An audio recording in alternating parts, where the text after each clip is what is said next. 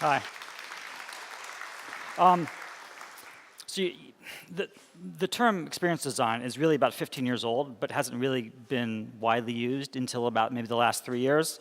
Um, you know, there are a lot of differences in how different agencies, different groups are using the term, and really best practices haven't been established. So I want to talk a little bit about, or first, about how we think about a method, how we define it, and then actually get into some detailed examples of how we do this work with sort of a large and then a smaller organization.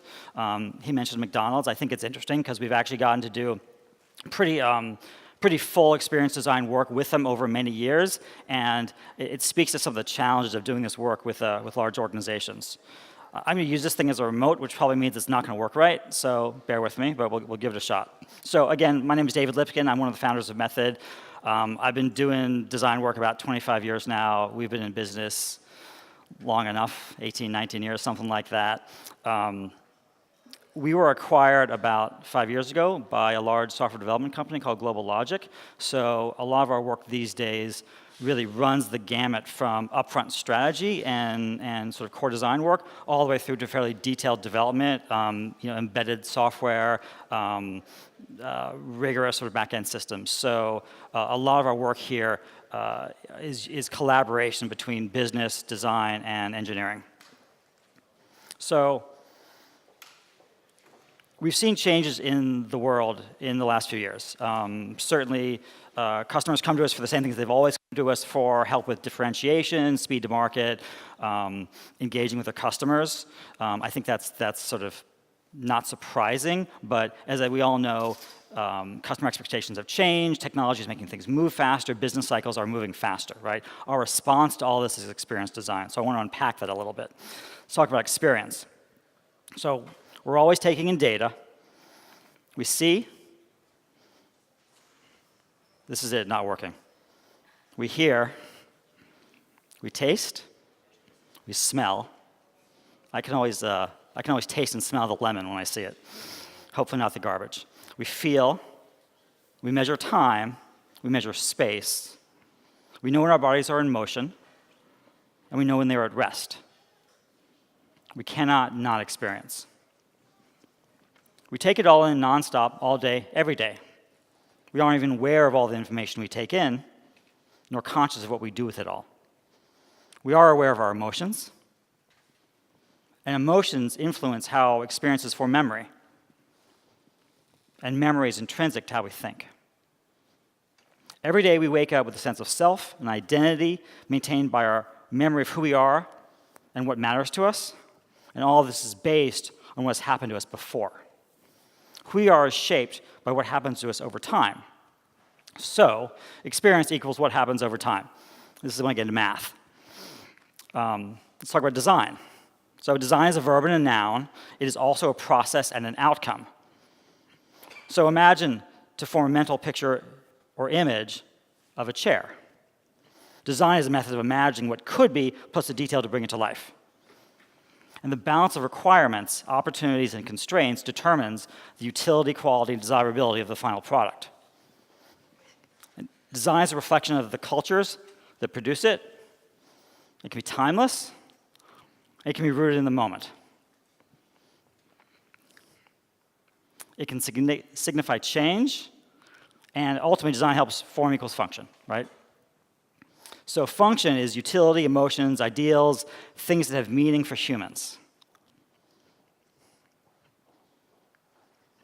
And meaning helps us determine value. So design is a method of translating ideas into value for others. So let's talk about experience design. Think about this, right? Everything around you right now is designed by someone, everything. People were paid to translate ideas into real value so someone else. How well these translations meet your needs is based on your experience and your expectations, not just the opinion of the designers or the people that hire them. For any customer of any business. So, more math. Experience equals value offered minus expectations and needs over time. Again, experience equals products, service, and solutions minus customers' contacts and interactions over time. So why is this important? Experience equals what happens over time. So, a practical example, right? Is the glass half full or half empty? How about now?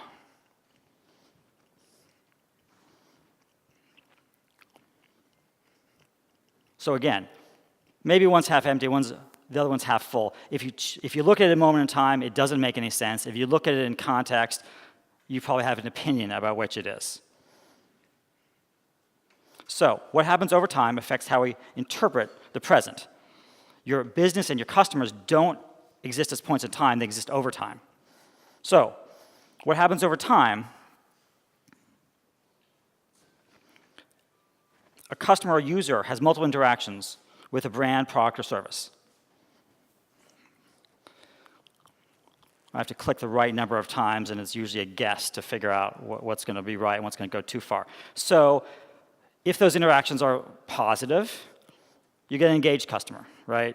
Multiple negative ones will create an apathetic or worse one. Thinking about how customers interact with an organization over a thing over a bunch of time is how we think about this and how we try and do it, right? So you need more than a great product. You need to make design decisions for any product or service, and they need to be considered in context of the overall experience the customer has with the business. Experience design is this perspective that any and all design is part of a larger system of experiences. So in our work, what we're trying to do is not just do point bits of design, but think about these larger design systems that are a series of experiences together. So the end goal, right, is ongoing engagement with consumers. So more math. Experience equals product, service, solutions. Again, customer context and interactions over time. So well-crafted based on understanding of customer context, right? Time and context as customer journey, right? To keep people engaged. And then the whole thing wraps up kind of in brand. You should also note that I use Comic Sans here in case you're taking me too seriously. So why does any of this matter? One point is the cost of acquiring a new customer is always higher than retaining an existing customer. And yet, the ratio of the global spend on marketing to retention is about 50-1. So that's maybe a little backwards. And I think this kind of argument is a point for getting your customers to think about retention, not just acquisition. You know, spend more time in designing good things, spend less time on marketing. So if you're a business and you don't understand this, those that do will eat your lunch. So that's enough kind of about the theory. I want to get into some specifics around one client. So we've been working with McDonald's for about 3.5 years. We were hired by their chief digital officer. It's the first one they've ever had. And he hired us to help with brand relevance, introduce faster design and development methodologies into the organization, work with him on global strategy, and roll out new platforms. A little context, they serve 68 million people every single day in over 100 countries. So I've been doing this kind of work almost 25 years. I've never worked with an organization like them. They're just unique, and their challenges and the things they try to accomplish are just at a scale that's a little hard to get one's head around. So I want to talk about how we work with them. You know, when we're thinking about experience design, we want to start with strategy. Like, what are we trying to accomplish? We want strategy work done so we can be agile, nimble, and iterative. To do that, you need to decide what you're trying to accomplish beforehand, and that's strategy. So for them, some of the things we started with were experience principles. The principles for what all McDonald's experiences should be like, right? So here are a couple examples, right? Frictionless food fast, right? It kind of is in their name. They're about convenience, right? It needs to be fast. It needs to be frictionless. This idea of knowing you better, right? As they serve 68 million people every day, but they don't normally know who those people are. So helping them get a user authenticated, helping them get a user recognized, helps them serve them better, helps them market to them better, helps them reward loyalty, those kinds of things. they're selling food, so we need to celebrate food, and some of that comes in photography, some of that comes in presentation, some of that just comes in the work we do in design systems. Serve up surprise and delight. We look for little ways of making, whether it's an app or a kiosk or a menu board, something that people are going to have just a small moment of excitement about. It's not about a big game, it's not about something complicated, it's just some moment of like, isn't that novel? And this idea of global consistency and local flavor. So they're in over 100 countries. That means that menus vary, the people vary, the restaurants vary to some degree. Other things are consistent, like the Big Mac is always the Big Mac. So we've had to create interfaces and platforms and design guidelines and tools that reflect that, right? So a local market has to be able to replace content based on what they do and what they serve, and yet stay true to the overall system.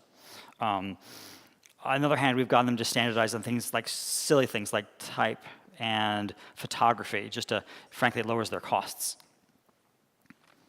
And we need to deliver value. Everything we do in service to the customer needs to be about value, because it's McDonald's.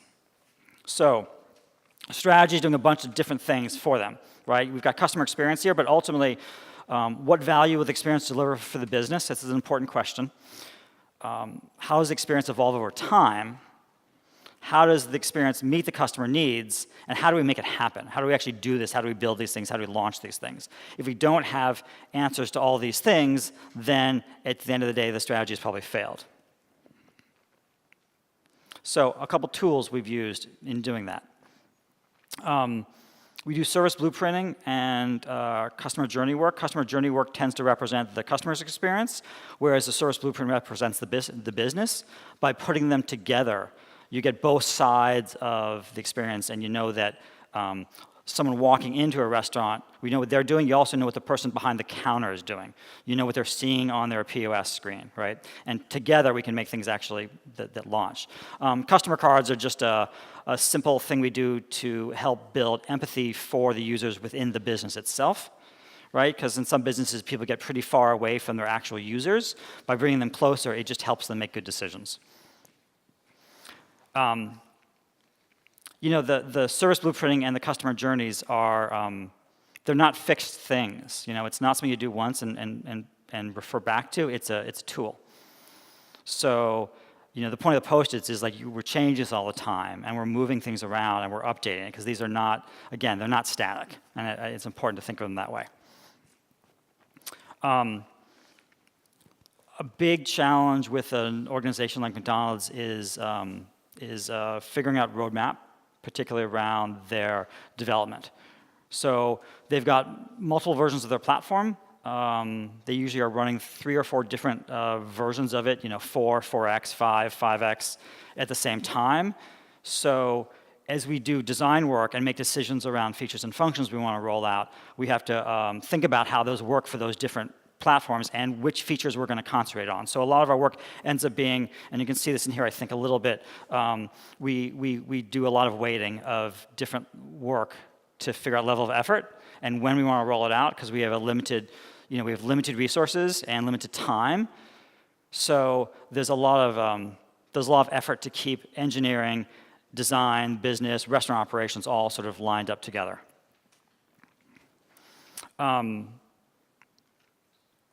We do a fair amount of work with potential partnerships. So what does it mean for McDonald's to sit in another company's product and vice versa? So if you're ordering McDonald's with Uber, what's that look like from a branding perspective, from an experience perspective? What APIs allow or not allow?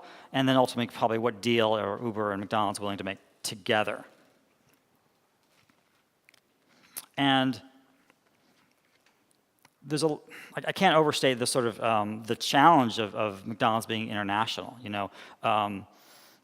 do most of this work out of New York. We do some in London as well. But the United States is not Europe. It's not China, Southeast Asia, or South America. And as designers sitting in the U.S. who have maybe grown up with McDonald's, we have a very U.S.-centric sort of understanding of the business. We do a lot of research to try and get our heads out of our own thinking and get into the customers.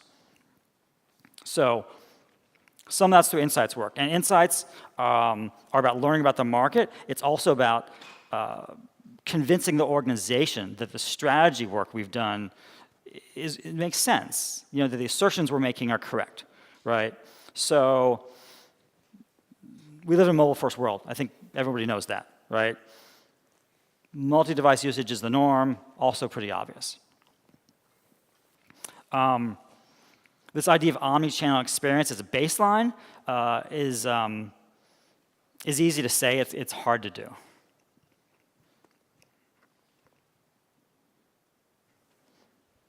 Yep, too many slides. I'll go back one. So, how does McDonald's deliver on the baseline today? So, I think from a restaurant experience and from a menu perspective, they've done a good job of being consistent across the globe. Right? I think people can probably see that. The digital experience is highly fragmented, and it's been a challenge. Capabilities, access across different channels are totally inconsistent. When we started with them, they actually had over 100 apps in just the iOS App Store alone. I don't remember how many they had in Android. We got it down to this number, and we're still trying to get it down. So what's tomorrow's experience look like? So serve the customer where they are with what they need in the manner in which they wish to experience McDonald's, make things consistent and coherent across things like email, online advertising, integrate promotions, web experience, things like in-restaurant Wi-Fi. We have this idea of smart components that are UI elements that can be used across different platforms. New kiosk experience as well as the mobile app. Third-party ordering, that's this integration with other brands. Search results.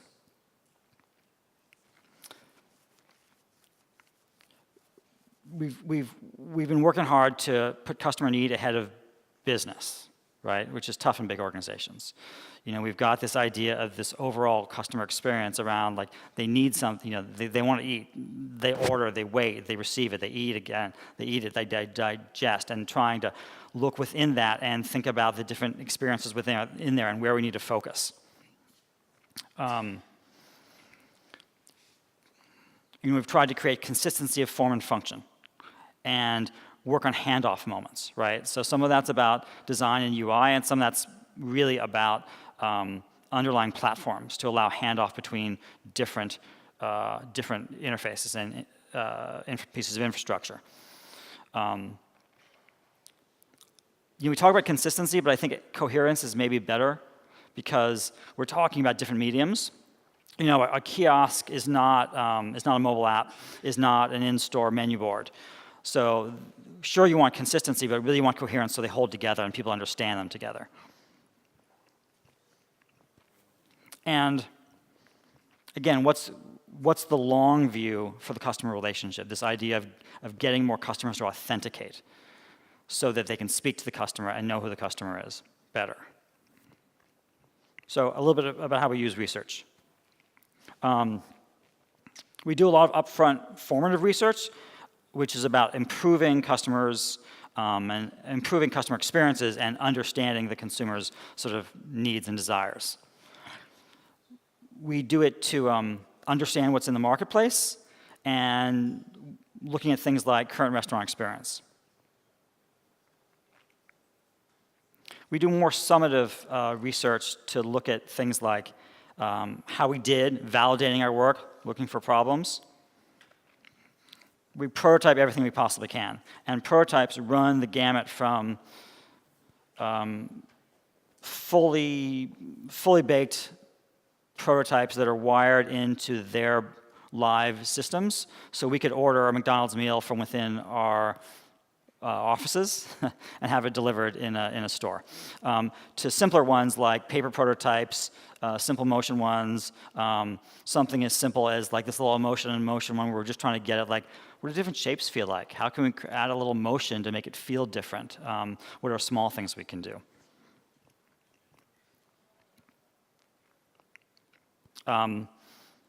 You to this point about understanding the consumer, we do a lot of testing for usability. Again, we're a bunch of designers from wherever we're from. We can't speak for how the whole world will experience something, so we validate however we can. This is sort of a simple process we have for doing repeat usability. We do this sometimes monthly, sometimes every 2 months. It kind of depends on the pacing. We do it all in person. We tend to do about 14 participants. Recruiting, writing the protocol, and prototype development are a couple weeks. We do 2 days of usability sessions, and we do synthesis for 2 to 5 days, and those go back to our product teams and to the customer. We use like a really simple setup that we repeat. We've got 2 rooms. We've got observers in one. When the clients first started doing this work with us, they always wanted to sit in on the usability. Over time, I think they got bored, and now they mostly don't. So mostly it's just us, one of us with a customer. They've got a mobile device usually, or whatever thing they're on. We're observing them. I may have a little video of it. I'm not sure the sound is very exciting, but. So you see we have a little camera that sits on top of the screen and just lets us capture what's going on. We can also pipe that to the other room in case anyone wants to watch. And we do this sort of guided storytelling approach towards research. There's also a fair amount of sort of hardcore and metrics at scale that goes on, but most of that happens on the client side. So, in a nutshell, we've worked with them to establish strategy, gather insights to prove our case, do research to prove it. We continue to prioritize efforts across the organization, and then we design systems and applications. And ultimately, we test for usability. I'll admit that working with them is not always as fast as we would like. We've actually been working about 3.5 years, and we've only started rolling things out really recently. So if you download the mobile app today, you'll download our work. Unfortunately, it's maybe 25% of the functionality we've all worked on, but it takes a while to get things out. We've got new kiosks rolling out, although which markets roll them out when is always a bit of a crapshoot. Talk about something totally different now. This is a much smaller project. It's called Vivi. I'm going to start with a little movie.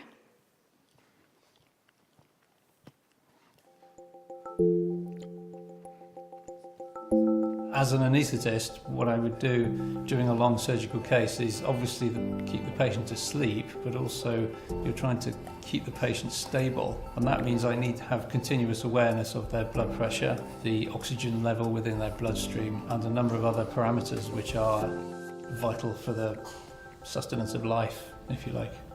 So we developed a head-mounted display which puts that data in the clinician's field of view so they can direct more attention towards the patient and less attention trying to see conventional monitor screens. When things start to go a little bit wrong, say the patient bleeds rather a lot during the surgery and the blood pressure drops, then my job is to notice that immediately, not after a long delay, and treat it quickly. The thing that we were briefed on was to build an app for a platform like Google Glass. There's a long list of reasons why these don't necessarily solve the problem.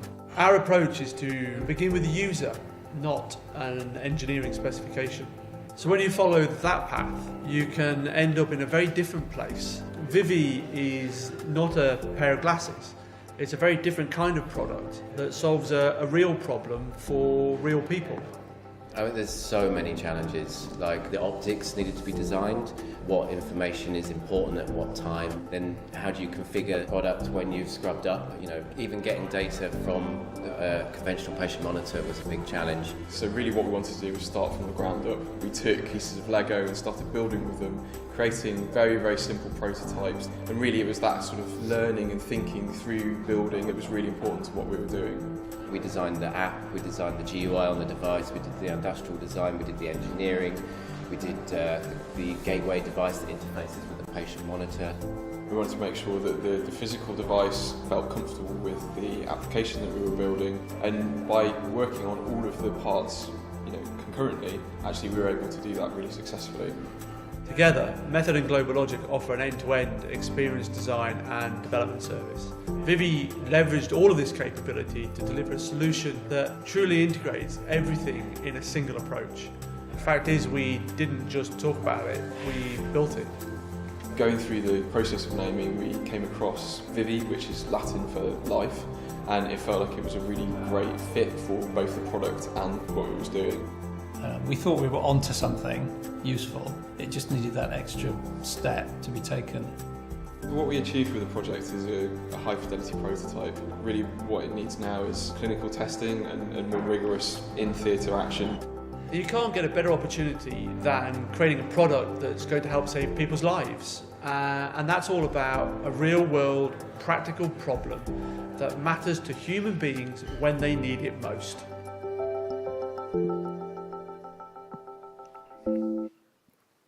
All right, let me talk a little bit about how we did it. So, as they said, anesthesiologists, nurses and paramedics keep patients stable during surgery and hospital transfers, right? And this is often a little challenging. And they've always used monitors, right, to observe vital parameters, heart rate, expired CO2, oxygen saturation. And the operating theater is often chaotic, and so they have to balance their attention between clinical status and signs, monitor screens, colleague activity, right? So there's a lot they have to pay attention to. And many anesthesiologists have very heavy workloads, right, and difficult conditions. So them spotting problems quickly is life or death, and sometimes their attention's a little not what it should be. So we've tried to put vital sign data constantly in view, allowing them to multitask better, and to help with their situational awareness. So how does it work?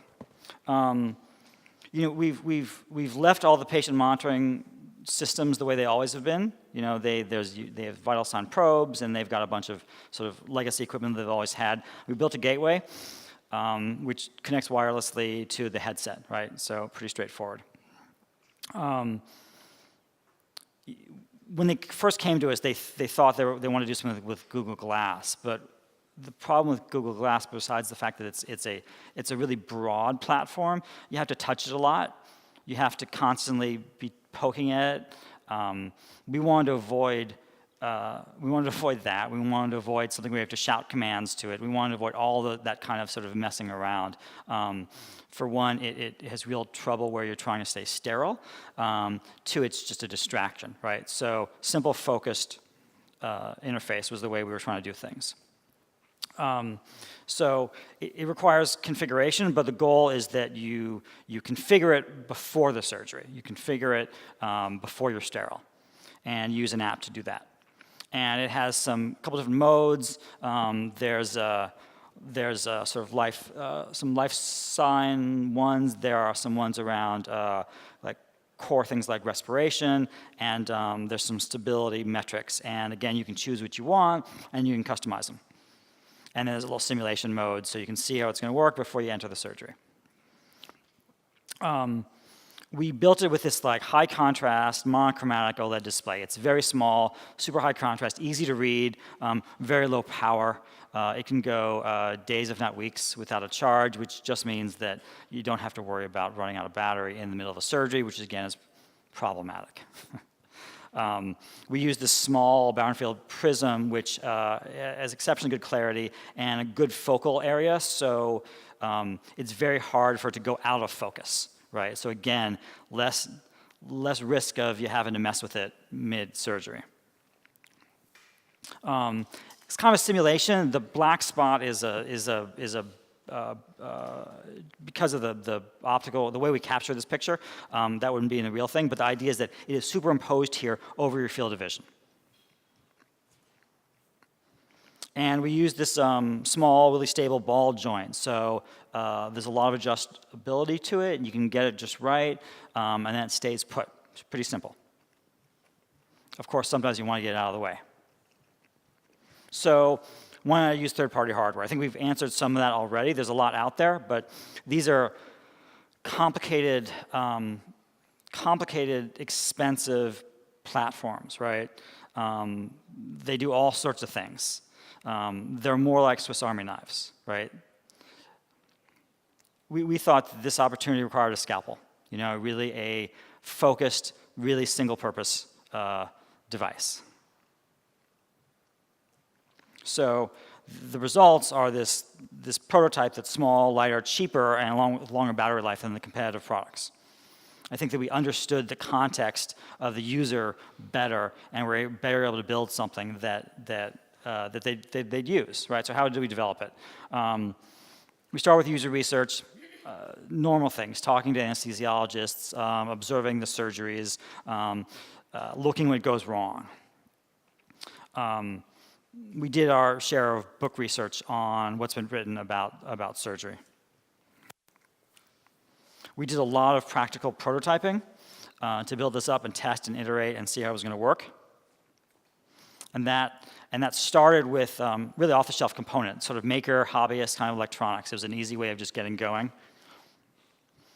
We started with Lego, right? The team was a small hybrid team, right? So industrial design, IXD and visual design, engineering, all worked together in a small team, sort of lean approach. It made us able to move quickly and fairly efficiently. This is a startup that didn't have big budgets, so there was a lot to be said for just moving fast. We built all we did all the engineering work. We were trying to go for compact, low energy, low cost, efficient, easy to assemble. Currently, it's on a couple different boards. I think with time, it'll go to one board, just as a cost reduction. We did some sort of HCI and human factors research, and found there's a lot of there's a good body of research there on how to build these kinds of interfaces, how to build these kinds of tools, and it added on to sort of what we already knew and what we learned from our own research. And so we made a lot of prototypes out of prototypes. Again, we started with Lego, we went to 3D printed things. We used initially off-the-shelf components and eventually developed our own components. So this took about 8 months, and a pretty small team.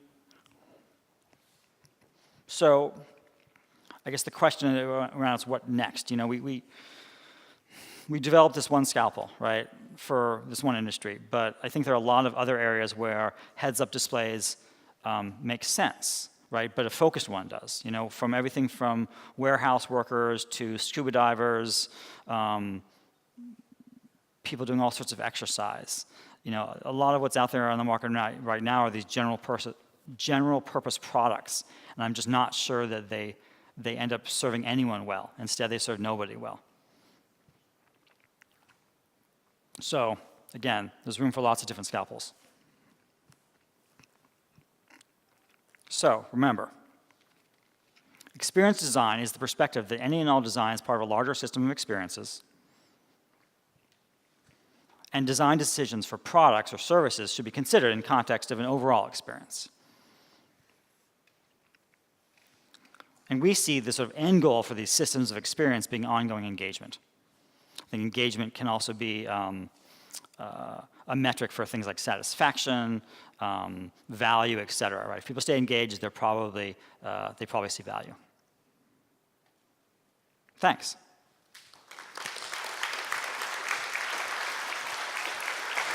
Thank you, David.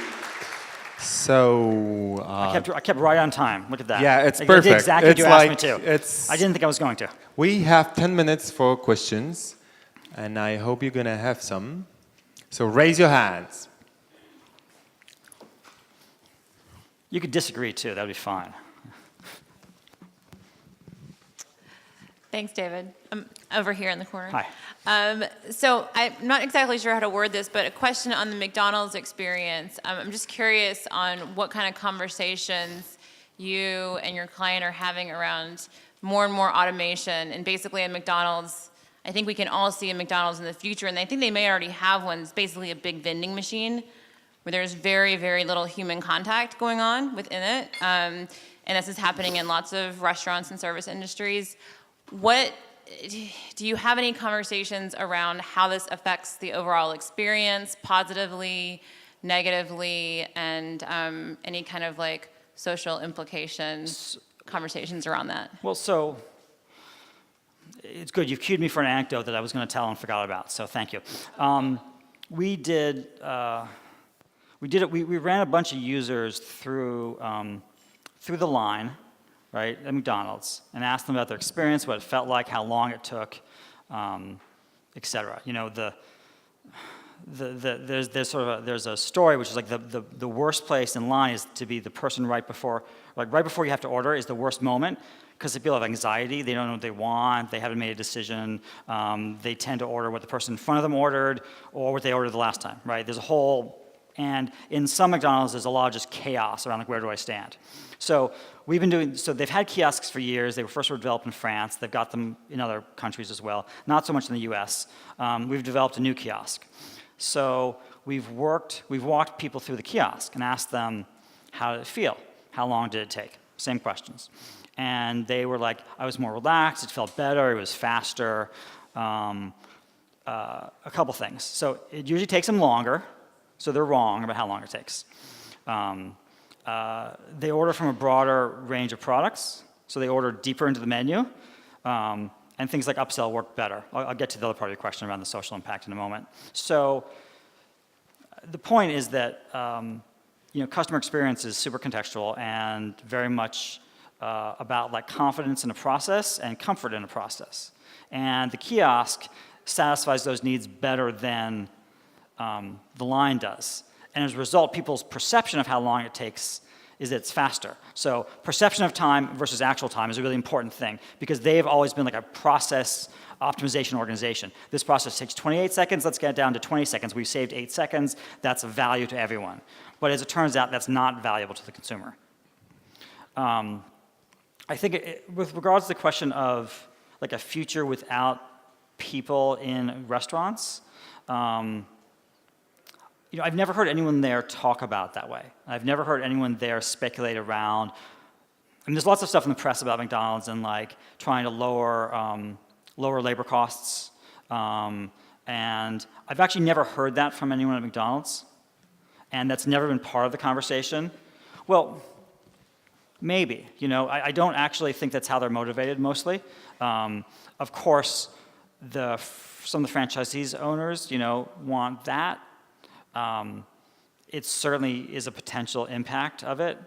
If you look at the delivery market in New York City, like for food delivery, how many people do you know just don't call anymore, right? They use Seamless, they use Caviar.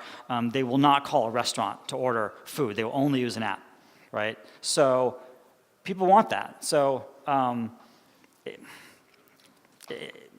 socially, I'm not sure where they're going with it, to be honest. But there is certainly, we are going that direction. Did I answer your question?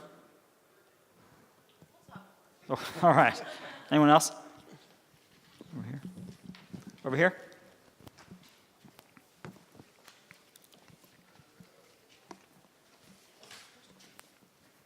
That was me, sorry. Hello. My question is around the VV monitor. And it's actually broader around doing stuff for healthcare and doing especially stuff for like the actual operating theater. Because when you talk to people about like startups and doing products and you mention healthcare, everyone's like, oh my God, like don't do healthcare because it's so highly regulated and like it's going to be horrible. So like my first part of the question is like what was your experience with regulation and like designing for a highly regulated environment? And also around like, because you're not a specialized healthcare design firm, like what was the reasoning that why wouldn't the startup approach someone who's maybe, I don't know, like is there such a thing? Right, so, I mean, I think design is about constraints, and I think all the interesting stuff is hard.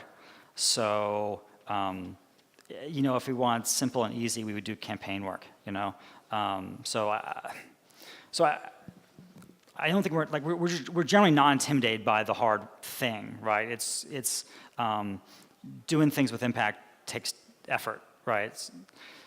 Healthcare is kind of a pain.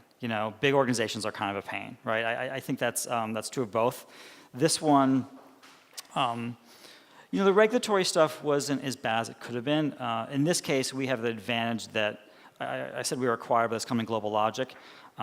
They have a really big team, mostly in the Ukraine, although some in Poland as well, that have a lot of medical experience and do a lot of medical devices. They're making pacemakers and they're making other things. So they already are pretty deep and have all the certifications for that stuff.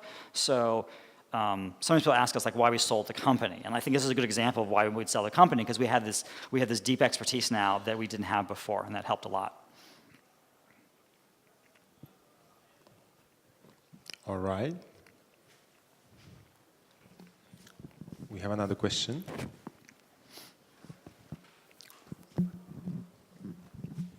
Okay, my question is about prototyping. How much effort do you put into prototyping? Because, for example, it's really fun for me, and I have sometimes tendencies to make it too long, because it's fun. Yeah. So the question is... as much as we have time and budget for. I mean, that's the real question, the answer. Maybe I went over it quickly, but with McDonald's, again, we have kiosks in our studio that are connected to their live point of sale system, right? So that's it's a prototype, but it's basically the real thing. We've got ones where we've done it on paper.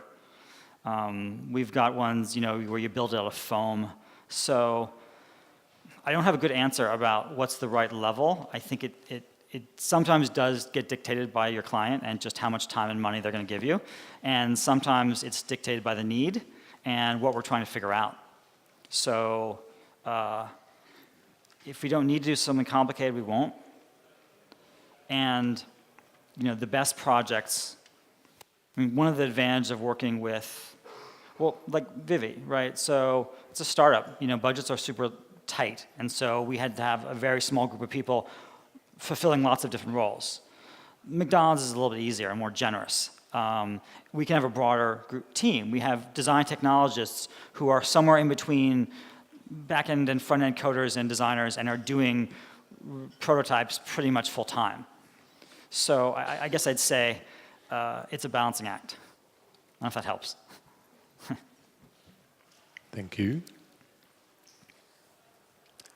Okay, if we don't have any more questions, I do have one. And I'm pretty curious, as MCE is a conference where the world of engineering and design mixes, and you actually did kind of the same thing. You got together with Global Logic, and I'm very curious, how did that, what changed? Was that like a big and important step for method? Is your process totally different right now? Are you collaborating on everyday basis? And how is that? Or you maybe did that only because of the world that is changing? So let's see. Why do we do it? There's lots of reasons. Like we've been running an agency a long time and we were tired. Probably no one minds getting the money.